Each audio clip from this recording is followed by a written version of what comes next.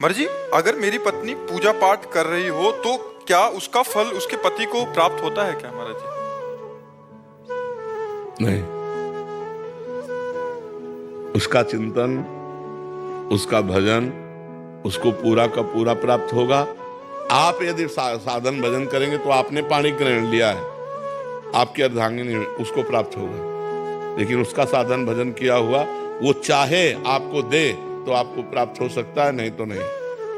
आप चाहो या ना चाहो वो चाहेगा। जैसे आप गंगा स्नान करने गए तो उसका आधा पुण्य फल उसको मिलेगा, क्योंकि वो अर्धांगिनी है। पाणी ग्रहण आपने किया, उसने थोड़ी आपका हाथ रखा है, आपने उसका हाथ पकड़ा है। तो पाणी ग्रहण किया है तो पति का किया हुआ धर्म पत्नी को मिलता है। लेकिन पत्नी जो स्वयं धर्म करती है वो चाहे तो पति को दे, नहीं तो स्वयं में वो परमात्मा प्राप्ति के लिए समर्थ हो सकती है। तो करना चाहिए आपको। पत्नी पूजा करती तो आप भी पूजा करो। भक्ति महाराज जी बहुत करते हैं, लेकिन भजन, आपका भजन सुनते हैं, रात में नींद नहीं लगती है, 2-2 ढाई बज जाता है महाराज जी। भक्ति बहुत करते हैं यार, आज तक हम नहीं कह पाए। भक्ति बहुत करते हैं, हमको भी संकोच लगता है कि अभी करते हैं महाराज जी, जितना हो पाता है उतना करते हैं, ड्यूटी के जितना समय निकाल पाते हैं। ये शब्द ठीक है, जितना हो पाता है उतना करते। बहुत करने में तो हम लोगों भी की हिम्मत नहीं इतना कह दें कि बहुत भक्ति करते हैं। आधा पत्नी ले जाती है ना। ना, खूब खूब नाम, भगवान का नाम जप करो। रात में नींद नहीं लगती है महाराज जी। टेबलेट ले लो, नींद का टेबलेट ले लो, क्या करे बताओ। अब उसके लिए तो डॉक्टर से बात कर लो कि आपको नींद नहीं आती। नींद ना आने का मतलब है शरीर का अधिक परिश्रम से युक्त ना होना, माइंड का अधिक परिश्रम से युक्त हो जाना। अगर शरीर का परिश्रम सही हो जाए और माइंड शांत रहे तो आराम से नींद आ जाए। अब शांत कैसे रहे? मनोराज्य यही सबका चलता रहता है। ये होने के बाद ऐसा हो जाएगा, इतना हो जाएगा, फिर ऐसे हो जाएगा, फिर ऐसा कर लेंगे, फिर वो भोग लेंगे, फिर कोई टेंशन वाली भी बात आ जाती है, प्रतिकूलता वाली। वही सब सोचते सोचते क्या होता है, मन अशांत हो जाता है।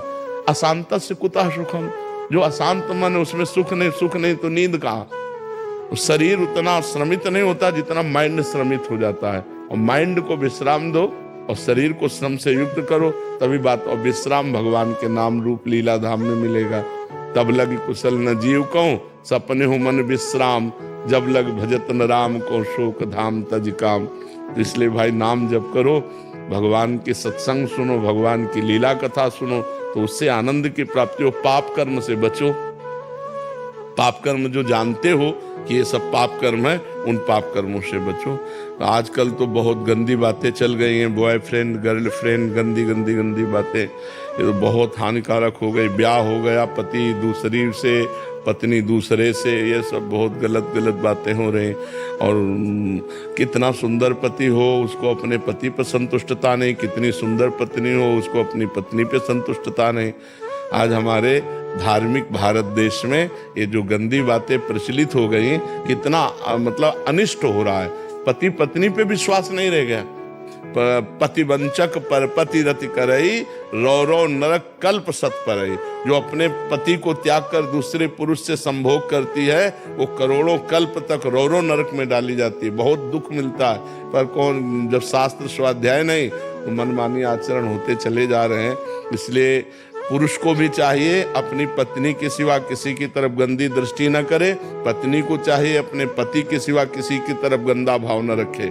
गंदी दृष्टि करने से पाप बनता है। पाप अशांति, दुख, डिप्रेशन यही प्रदान करता है।